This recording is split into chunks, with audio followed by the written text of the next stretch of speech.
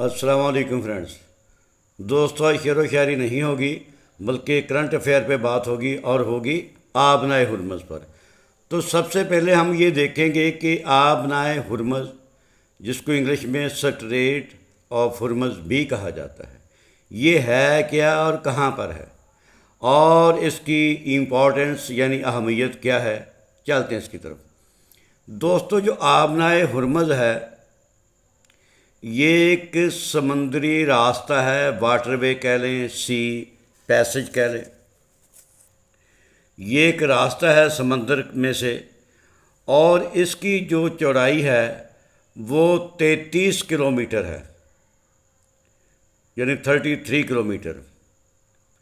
یہ اس راستے کی اس راستے کی جو چوڑائی ہے وہ 33 کلومیٹر ہے اور اس میں جہازوں کے یا دوسری ٹرانسپورٹ جو آتی جاتی ہے اس کے لیے صرف 3 کلومیٹر چوڑائی والا راستہ ہے. وہ کیسے؟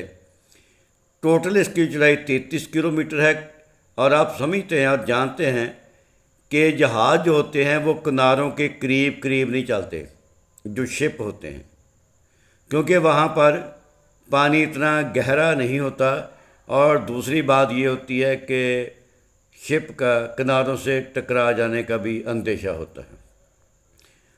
تو پانی چلتے ہیں صرف گہرے پانی میں, اور یہاں پر گہرے پانی کا جو راستہ ہے جو چوڑائی ہے وہ صرف 3 کلومیٹر ہے, 3 کلومیٹر.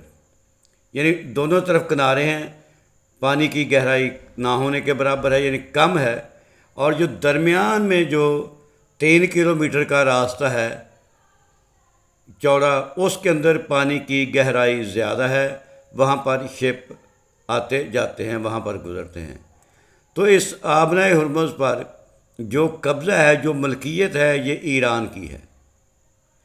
اب اس کی امپارٹنس کیوں اتنی زیادہ ہے؟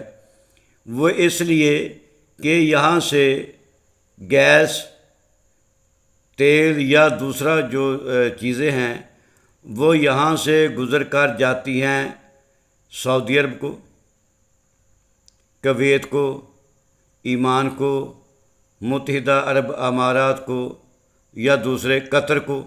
ٹھیک ہے نا جی.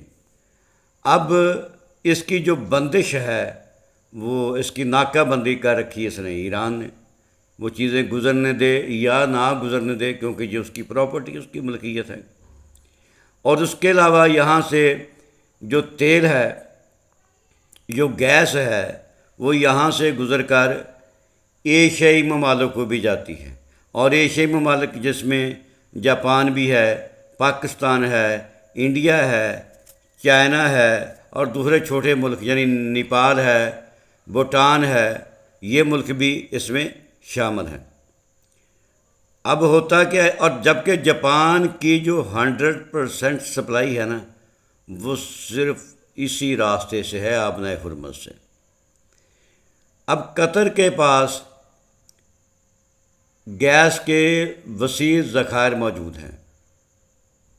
جب اس کی ناکہ بندی ہوگی تو ظاہر ہے قطر کو تو پریشانی ہوگی, تو جن ملکوں کو گیس جاتی ہے ان کو بھی پریشانی ہوگی. اور گیس کس کو جاتی؟ پاکستان میں بھی آتی ہے, وہ کیا کہتے ہیں LNG, اور جاپان کو بھی جاتی ہے, انڈیا کو بھی جاتی ہے.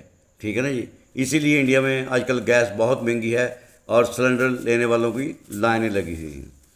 تو یہ تھی دوستو آبنائے ہرمز اور اس کی اہمیت. اور جاپان تو ڈپینڈ ہی اس پہ کرتا ہے نا کہ یہ وہی راستہ ہے. تو اس کے قریب 3-4 آئی لینڈ یعنی جزیرے بھی ہیں, اس پر بھی ایران کا قبضہ ہے اور وہ ایران کی ملکیت ہے, جبکہ دوسرے ملک کہتے ہیں کہ یہ ہماری ملکیت ہے, لیکن ابھی تک بہرحال اس کے اوپر ایران کا قبضہ ہے. تو جو انٹرنیشنل قبضہ گروپ ہے, آپ میری بات سمجھ گئے کہ قبضہ گروپ انٹرنیشنلی کون سے ہیں, وہ چاہتے ہیں کہ اس آبنائے ہرمز کو قبضے میں لے لیا جائے, لیکن ایسا ممکن انشاءاللہ نہیں ہے. تو یہ تھا, میں چاہ رہا تھا کہ آپ کو آبنائے ہرمز کے بارے میں تھوڑا سا بتا دیا جائے. اور دنیا کی 20 سے 30% جو گیس ہے, جو پیٹرول یعنی تیل وغیرہ آئل وغیرہ ہے, وہ یہاں سے جاتا ہے، جبکہ ایشیائی ممالک کو ادھر سے 70 سے 80% ان کو یہیں سے جاتا ہے۔ تو اس لیے پوری دنیا کے اندر آب نائے ہرمز کی جو ہے امپارٹنس بہت زیادہ ہے۔